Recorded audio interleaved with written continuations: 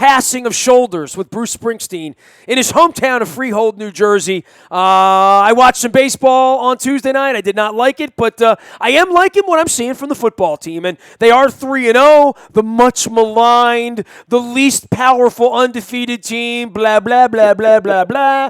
Luke Jones is here to discuss all things Ravens with us. What's going on, man? We'll be out on the backfields all week in Owings Mills. At 3-0, I got to tell you this, Luke, and I'll leave you with this. I get off the plane from Jacksonville, right? I mean, I spent the night in Jacksonville. You and I did a bunch of radio. I did a bunch of radio. I got up at 4 in the morning. I flew home. I get into my Uber at 8:21 in the morning on Monday, and a guy looks at me, and I think he recognizes me because, you know, my name's on the Uber. So he's got me in the back seat captive, and he says to me, "They stink, huh?" And I'm like, dude, I just got off a plane. I have to talk about this all week. You know, I mean, it didn't make for good conversation with me. It's not that I'm John Harbaugh or Joe Flacco and it's going to hurt my feelings, because I don't think it hurts their feelings. But, man, dude, you're 3-0. Like, I know what, let's see, 0-3, 1-2, 2. I know what all those feel like. I really like 3-0. We haven't had a lot of 3-0 around here in 21 years, man. So take it, enjoy it, breathe it in, and talk about being 4-0 for crying out loud, because it's sitting there. Yeah, I don't get that mentality. I mean, look, no one's saying you have to buy in that they're the best team in the NFL.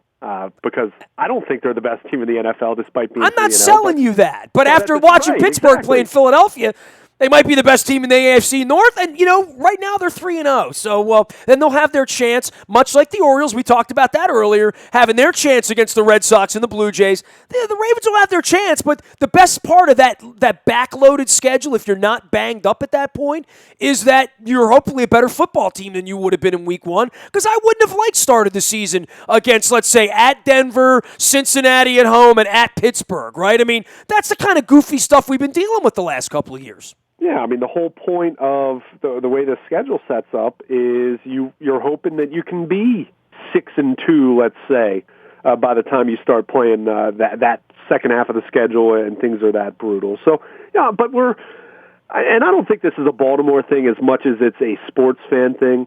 I think we're all so caught up in how things look, you know, the eyeball test, the optics of something. And, you know, we've talked about this with the Orioles for the better part of 6 months now. You know, a team that was in first place for 4.5 months, yet anytime they lose a game, everyone said, "Well, I told you they can't sustain this. They don't pitch well enough." Yada yada yada. And, you know, we're doing the same thing now with the Ravens. They're 3-0. I get it. I see what teams they've played, just like anyone else. It hasn't been a murderer's row. They haven't faced a juggernaut just yet, although I think they're going to get a good test in the Oakland Raiders on Sunday with the league's number 2 offense statistically.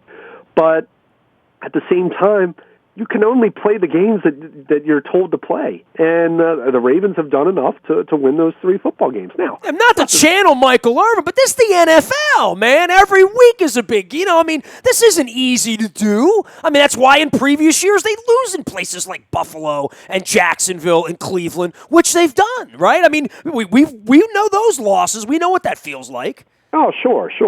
Well, and in a lot of those years, we were good. If they were 0-3 right now, we wouldn't be singing that tune quite as much about how tough it is to do. We'd be saying that this football team stinks. But at the we same said that time, last year, though. This is more fun. Oh, sure. And I think, a lot of people have made this point. I wrote about it over the weekend at WNST.net, or after the game. It's one thing to be 3-0 and feel like they played their absolute best that they could play and barely beat 3 underwhelming teams. If that were the case, then I could see not having a whole lot of optimism. But this is a team that I feel has not clicked in all facets of the game. I think their defense has played very, very well. I think their offense has looked good at times, but overall the body of work speaks for itself. It hasn't been all that terribly good. And their special teams has done great things for them, but on Sunday, for example, prior to the blocked field goal and Tucker hitting the 54-yarder, their special teams had done some things that had hurt them big time. So my point is, being 3-0 and feeling like you still have a lot of room to improve, and you still have some young players that you're waiting on, and you have some veterans that are still working their way back to pre-injury form. Elvis Dumervil hasn't even played yet. All of those factors considered. How great is that? Dumervil had been on the field, and it hasn't cost you anything. You're 3-0. Well, and the only thing that matters is winning. Resting him. I'd like to rest 3 more guys like him, quite frankly, and have them fresher in November and December if you're going to win whether they play or not, right? Yeah, and I think it certainly helped that they've played Buffalo, Cleveland, and Jacksonville from that standpoint. Well, he'll have fresh legs to chase Ben Roethlisberger around in 6 weeks. Right. These aren't juggernaut offenses that they. I know Jacksonville's put up some numbers over the last couple of years, statistically speaking, but they overall they're not. That's not an offense that strikes fear in your heart in the same way of some other teams that the Ravens will face later in the year. But again, the point being, there's a lot of upside still for this team to reach. Now, they're not guaranteed to reach that, mind you, but when you're 3-0 and you feel like you haven't played your best football, that's not a bad position to be in. That's you have a safety net, you've built up some equity, so to speak, that you can sustain a loss or two here or there and not be in a bad position. But it speaks to. It speaks to this team's ability to just figure things out on the fly. They fell behind in the fourth quarter in Jacksonville. In Cleveland, they fell behind 20-0 early in the game, and they figured it out. Against Buffalo, that wasn't a game where the Bills seriously threatened them, but it was a one-score game at the end. So yeah, they're not impressing anybody, but they're not blowing anybody out. I mean, right. And they have been for large stretches of these games the better team. Yet they have found themselves in some sort of a cat fight where they need a 54-yard field goal to win the game. Yeah, well, and Joe Flacco said this after Sunday's game, and he was absolutely right. The Ravens can't expect to play like this in December or January against quality teams and win, but they're not in December or January, and they haven't faced those quality teams yet. So that's where you do have some optimism to say, hey, they've got some time to figure this out. We've talked at length about the failures of the running game. They've got time to figure that out. You hope Kenneth Dixon can come back and spark them a little bit because, I'm not sure that Justin Forsett or Terrence West are truly a number one running back at this point. Or maybe it's all because of the blocking, or it's likely a combination of both. So they've got lots of things they need to figure out. There's no doubt about that. But in the meantime, be happy with the prosperity. They're 3-0, as you mentioned. I mean, at this time last year, they were 0-3, and guys like me were writing about all the things that had led to being 0-3 and all the issues they'd had with bad contracts and draft picks and injuries, and go down the list. You don't have to do that this year. They're 3-0, and things haven't gone perfectly. And I think there's something to be said about liking the fact that you're 3-0 despite things not having gone perfectly. Look, would it be better if the Ravens had blown out each of these teams by 25 points and they had a plus 75 point differential and they were number 3 in the power rankings right now, as opposed to, I've seen them anywhere from 8 or 9 to 12 or 13. I guess that'd be fine. But you know what? The record wouldn't be any better if those things were the case. It would just be that everyone would like them a lot more. So, I think at some point you just got to let go perceptions and live in the reality of a 3-0 football team and understanding that NFL teams that start 3-0 since 1990 have made the playoffs about 76% of the time. So just do the math. This team's in really good shape, assuming they continue to get better, and that'll be the big challenge moving forward, not just against Oakland on Sunday, but as they get into the meat of that second half schedule, of course. All right, here come the Oakland Raiders. Luke Jones and I will be on the scene in Owings Mills for all things purple all week long. And, of course, you can reach Luke at WNST.net, as well as Baltimore Luke on Twitter. We're out in social media getting it done. If there's any breaking news, it'll happen first on the WNST text service. That's all brought to you by Coons Ford of Security Boulevard. All right, let's talk offense here, and let's talk, where this team is versus where you think it's going. Of all the things that I am shocked by It's the fact that we have several wide receivers to look at, and I would say that Jack Del Rio and his defense needs to take a look at because they haven't been able to stop a nosebleed, quite frankly. This is sort of a licking the chops game, I think, for a guy like Flacco, and certainly for all of these wide receivers, that this thing is starting to get better. And they're starting to line up right, and they have multiple packages. They have rested guys. They don't need to run Steve Smith around out there for 65 plays. They can get guys on and off the field because they have deeper depth at that position. I mean, Luke, I've been at this 21 years. Name a year they had depth at the wide receiver position. Maybe you'd say the year they won the Super Bowl the second time, right? You'd say Bolden and Smith because Smith and those young guys were coming through. But, this is 3 games into this. I like their wide receivers, and it's been a long time since I could say that as a group and as a unit. I like them from an eyeball standpoint, but they got to start producing. They've had stretches where they've looked really good, and Joe Flacco completes 21 straight passes, a franchise record. But the proof is in the pudding, and this offense has only scored 4 touchdowns in 3 games. I mean, you got to be better than that in this day and age in the NFL. That might have been good enough 15 years ago. But, you can't continue to expect to score that little in terms of touchdowns as opposed to field goals and feel like you have a good chance to beat quality opponents. So I look at this Oakland defense not as much as a licking your chops as much as you better go out and score some points this week. This is a defense that if you come away with only scoring 17 points or 16 points, that you start to say, okay, at home, right? At home. On top of that, then you start to say, what's going on? Why is this thing not clicking? I'm with you. I like the depth at wide receiver. I mean, Steve Smith looked a lot more like pre-injury Steve Smith in Jacksonville, and even talk like it afterward, especially at ESPN on Monday. Right. Mike Wallace did not have a good game in Jacksonville, but we saw him play very, very well the previous 2 weeks. Brashad Perriman needs to hold on to the ball, but I think you still understand this guy is essentially a rookie, and he's healthy and he's playing. Chris Moore has flashed. Kamar Aiken, I'd like to see them get him a little bit more involved because they've been doing so much short to intermediate passing. But at the same time, and this is more of a Mark Trestman issue, and this is a running game issue.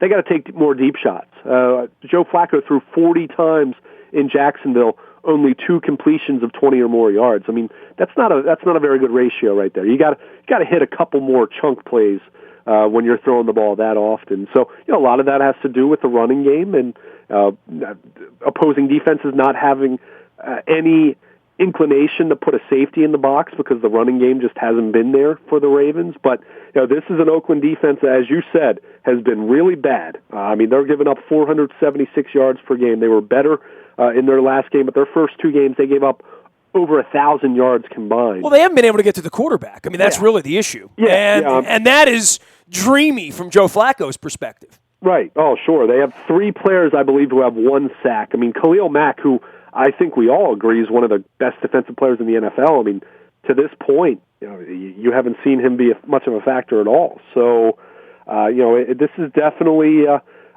this is a matchup where it's time for the offense to roll a little bit. They don't have to score 40, but you better be scoring in the 20s at least. If not, then I'm really going to start to ask about the direction of this offense.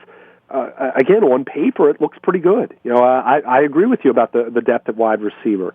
Certainly having Dennis Pitta back has helped big time, even though we've seen Crockett Gilmore all but disappear, and Max Williams hasn't been a factor. It's... Well, that just shows you how good Pitta is. I mean, sure. Look, dude, I'm 25 years. I'll be doing this on December 13th, right? So from the beginning, I don't know of a story that I can remember in my memory in Baltimore sports where anything like this has happened before. That you're going to say to me that Dennis Pitta is going to come out and do a swabbing in October and have caught 42 balls by the middle of the season, whatever the number is, right? I mean, if he's going out if he's out there and he's healthy, he's going to catch 6 to 8 balls because he's good and Flacco likes him and trusts him, and their offense is designed to do this. This is what they wanted to do in 2014, what they wish they could have done in 2015. Now that it's here and there's a healthy Dennis Pitta, this is brewing up to be one of the best stories that I've ever witnessed. It really is. And about the only thing that comes to mind that, because you just said you couldn't recall anything in 25 years. Maybe Eric Davis coming back from colon cancer. Remember, sure. He had an excellent 1998 season despite the team not being all that good that year. That's about the only thing. But even that, I mean, that's such a different, talking about having colon cancer as opposed to, and look, that's a life-threatening thing. I'm not belittling that, but in the case of Pitta, it's his hip. I mean, it's twice having catastrophic injuries to his right hip, where you're wondering if the guy's going to be able to walk or even just run, for everyday life kind of activity, let alone playing football again. But that's about the only thing that comes to mind that I could even think of. But clearly not the same situation there. But Dennis Pitta. But if he came back and just made it onto the field, you'd say good for you, like Dion at the end, right? I mean, when he played here, yeah. I mean, it was just that would be courageous unto itself. But to come back and if you're watching the film, it's like he never left. That really. That blows my mind. That blows my mind that he could play, and it blows my mind that he could play this well, even if he doesn't play this well the rest of the way. But I can't fathom that. If he stays healthy, and that's always going to be the background, and you and I have friendship emotions with him and have concern on that level, just because we know him and we like him so much. But if he stays healthy, this is clear that he's still an outstanding football player. Yeah, I mean, the health thing is still the biggest part of this equation, and not even talking that he'll necessarily have another serious injury, but you also remember that hip went through a ton of trauma, so you wonder, is there a degenerative reality to this? I mean, I know he's talked about the reality that he'll probably have to get a hip replacement when he's an older man. That there are lots of guys who don't have an injury like that who have to get hip replacement. Yeah, I know a dozen of them, right? Yeah, I mean that's you think of how many former players have knees and hips and all kinds of stuff replaced. I mean it's a brutal game. So you do wonder just the overall wear and tear, the health of the hip. But if the doctors gave him enough of an okay to clear him and he feels comfortable with that, as much as we continue to hold our breaths every time he takes a shot to the hip or, anytime you see him on the field, period, if he's okay with that and he continues to produce, yeah, why not? Why can't he do this?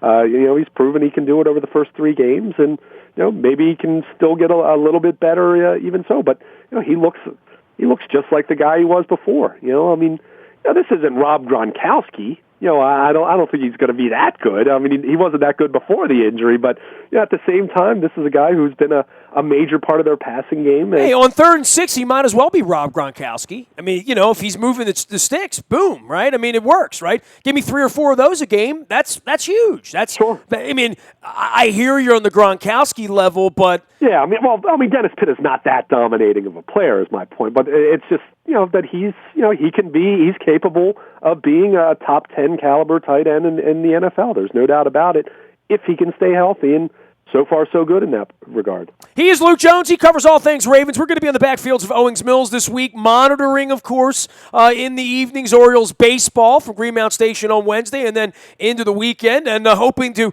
have a playoff game on Tuesday at this point. And we're getting ready for this Raiders-Ravens game on Sunday. Jack Del Rio bringing his team in. The one thing that I like about this defense, and I like it because it feels like a long time coming, is taking the ball away or having opportunities to take the ball away. Now, some of that are bad quarterbacks on the other side, bad decisions, a rush that forces bad decisions, but it's all of that. They've played a couple of sort of lousy-ish quarterbacks. They've had a really credible pass rush that sometimes has gotten there and sometimes has hurried. They've done it without Doomerville. To some degree, they've done it without Suggs. And then they've dropped a couple of interceptions, which always sucks, and we sit here and we talk about that, but they have also caught a few of them at key times in the game, and that really was a missing ingredient. If you're not taking the ball away, that means you have to force a punt, and chances are if you're not taking the ball away, you're probably not forcing a punt either. So this was part of the problem of 2015, but we've also seen several individual players step up and become more recognized, more involved, whether it's Zach Orr, whether it's Michael Pierce, these guys whose names we're not all that familiar with, but they're making plays, and that's how you get familiar. It's amazing. We always try to find some statistic, some number, something that's your hook to say, okay, this is why this team is so much better than it was a year ago. And just talking in the context of, let's say, 3-0 as opposed to 0-3. The Ravens last year had a total of 6 interceptions. The year before that, I can't recall the exact number, but I know the year before that had been a franchise low for them as well. This was a team that even in 14, when they made the playoffs and got to the divisional round, they were not creating turnovers. They weren't doing it. But this team, through 3 games, has 5 interceptions, one shy of their total from last year. If there's one stat that perhaps captures the improvement of this team, and it's not a perfect, all-encompassing number, but it might be the most defining number of this early 2016 team. It's been the interceptions. And you mentioned some of the names that have emerged. I think you can make a great case for Timmy Jernigan being their defensive MVP so far. Eric Weddle's played great in the back end, but Jernigan had that period in the fourth quarter where he took over. He had the sack to set up a 3rd and 20 and basically killed a drive there. He batted down a pass on 3rd down that forced a punt on the very next series. And then the series after that was the batted pass that Tavon Young picked off. I mean, Timmy Jernigan took over that game. He wasn't alone. There were some other guys who made great plays in the fourth quarter, but he's someone who has flashed in the past and certainly someone who had high expectations. And also had some health issues, right? I mean, it's very hard to do this even when you're healthy. It's a lot harder to do it when you're not right? Yeah. So, he's just one of several guys to step up. And, you mentioned Mosley. Certainly Eric Weddle's been there. We've seen guys like Zach Orr and Michael Pierce make plays. So it's really been a collective team effort on the defense. And, look, I've already seen some people start talking about this defense in the context of some other great defenses that they've had. Let's pump the brakes a little bit on that. Let's see how they play against Oakland in that regard, because Oakland does have a very potent offense. I mean, this is the number 2, statistically speaking, number 2 offense in the NFL through 3 weeks. And this is an Oakland team that put 37 points on the board against them last year, albeit different personnel on that Ravens defense a year ago than what we're seeing now. But, this is a defense that's played at a really high level for 11 of the 12 quarters that they've had. The 20-point outburst that Cleveland had in the first quarter. Other than that, this team's been very, very stingy from the defensive side. So this is going to be a great test. It's going to be their best test to this point. I don't expect them to shut out the Oakland Raiders, but if you can hold that team to, say, 20 points or less, and you assume your offense does what it needs to do against a really bad defense, then you might have something there. You might have a defense where you say, yeah, this group's for real. So it's been really good to see that. And, again, just so many individuals contributing. And I think for me, you have Weddle on the back end who's really cleaned things up from a communication standpoint. And it's really been a lot about their front 7. Jimmy Smith's played okay. Sharice Wright played really well week 1, hasn't been as good week 2 and week 3. So, it's not as though I think this secondary is all that terribly great, but I think that they've been made much better by a front 7 that has been quite effective. The pass rush hasn't been there for 60 minutes every week, but it's been there when it's needed to be. Fourth quarter, they had 4 sacks against Jacksonville. And at the linebacker position, and this speaks to Mosley and Zach Orr, their coverage has been much better. They've dropped into coverage way more effectively than we saw last year when they had all kinds of issues covering tight ends, covering backs out of the backfield. So the play of that front 7 has really been the difference for this defense, not just being good enough, but playing at a very, very high level. Sunday should be a really interesting test for them because that's an Oakland team that can score a lot of points and put a lot of yards out there. Okay, so you say pump the brakes on the talk of the great defenses and stuff. And, I think one of the benefits of being on the radio 25 years here is that I saw it all, and I was on the inside of a lot of that in the 90s when they had Ray Lewis and they knew they had something special. And then, Marvin and Ozzie, they wanted to go get Boulware and Sharper and continue, and then build from the McCrarys and the Saraguses and the Sam Adams from the outside. They had Burnett coming back from injury. Then they go out and get Woodson and bring him game. I see some parallels if you're going to sell me on Jernigan and Brandon Williams becoming a 5-year middle of the, you can't run. We're going to have edge rushers. We're going to groom a Zadarius Smith to be a guy who can do that sort of thing and keep him around other than the Krugers and the Art Jones and the Pernell McPhees who got out of here. This needs to be the group that stays, and they'll have the money to pay those players if they choose to do that. And then there's the growth in the secondary, too, to say, well, Jimmy Smith, you're a top-flight guy. Play like a top-flight guy. Are you going to be able to run around with Antonio Brown? Are you going to be able to, chase around, the best that Cincinnati has to offer or New England later in the year? And, I would say pump the brakes. But if the Jernigans and the Mosleys and the Brandon Williams become the next version of the Boulwares and the Ray Lewises and the not Ray Lewis, because that's a different thing. Sure. And same thing with Ed Reed. But right. Just Pro Bowl players. Haloti Ngata, really good players. Kelly Gregg, hang out for 5 or 6 years and be a difference maker. If they get that sort of activity out of these guys, then they're probably going to win 10, 11, or 12 games. And it's going to be because the Timmy Jernigans pan out in the way that the Arthur Browns and the Terrence Brookses and the Matt Elams didn't or haven't. Yeah, and that's where, when we talked about this team before the season started, so much attention has been paid to veterans coming back or veteran newcomers like Eric Weddle and Mike Wallace on the other side of the ball, of course. Or the injuries, right? I mean, and they were massive with Suggs and all, and Smith and these guys, Pitta. But, for me, and this will continue to be the big story as far as just how good this team is and then moving forward, is how many young guys step forward. And that's what's been exciting for me. I mean, I'm not saying that I'm not surprised by how Eric Weddle has played. Eric Weddle's been a really good player. Was a great player in San Diego. I'm not going to say that I'm totally shocked by, the fact that Steve Smith has been, a real player again. But those were questions. But on the flip side, I was way more interested to see how young guys performed, how young guys are going to step forward this year. I mean, it's one thing to have a veteran core of players, and the Ravens certainly have that.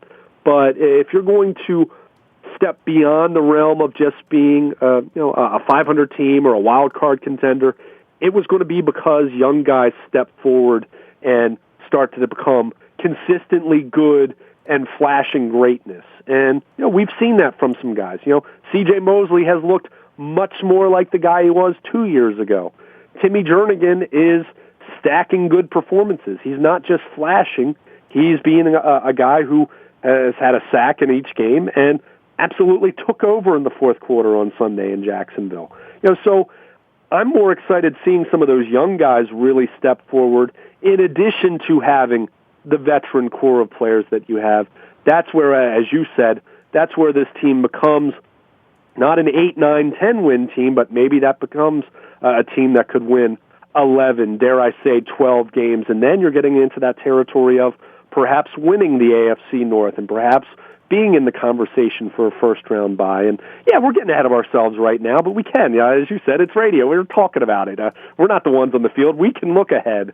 But, you're seeing some flashes, more than just flashes from some of these young guys, and that's important to see, not just for 2016, but beyond. I mean, the reality is Steve Smith's not going to be around next year, from what we know. And some of these Don't other tell him older that. guys, they're not going to be, they're not going to be around beyond the next year or two. So you want to see what's the state of this roster for the big picture, as you pointed out. Is Brandon Williams, that combination of Brandon Williams and Timmy Jernigan, are they there for the next 5 or 6 years? We know Williams is going to be a free agent this year, so that's a question that we'll talk about another day. But, the state of this roster is, where are they going to be in 5 years? How many guys, young guys that they have right now, are going to be core players for them on playoff teams in the next 4 or 5 years? And if they're not, then chances are they're not going to be consistently a playoff team for the next 4 or 5 years. So that's, to me, as much as you like seeing what you've seen from Pitta and Steve Smith and Eric Weddle and Terrell Suggs, and that's all very important, I'm more encouraged by seeing some of these young guys step forward in the way that they have here over the first few weeks, because that's truly the future of this football team and maintaining that level of greatness that they've had for the better part of the last 15 years or so.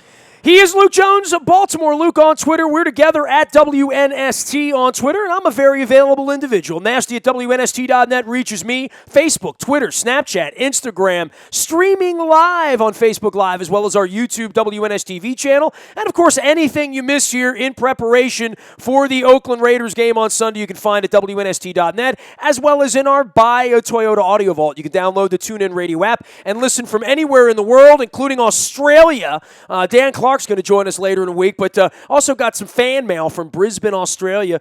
Big shout out and good day, mate, and all that good stuff. We hope to join you and Bruce Springsteen at some point in February. The morning newspaper ships to your email inbox. You can get that anywhere in the world as well at 7 a.m. It's all brought to you by our friends at Planet Fitness at planetfitness.com. Sign up for that at WNST.net, and Planet Fitness is still the best place to get in shape for $10 a month. There's one right around the corner from you, and get some inspiration at Planet of Triumphs. Last but never least, breaking news happens first on the WNST Tech Service. You get it first on there. It's all brought to you by Coons Ford at Security Boulevard, and you are the smartest Baltimore sports fan in your circle. We are WNST.net, AM 1570, and WNST Taos in Baltimore, watching the Birds, the Orioles, and the Ravens.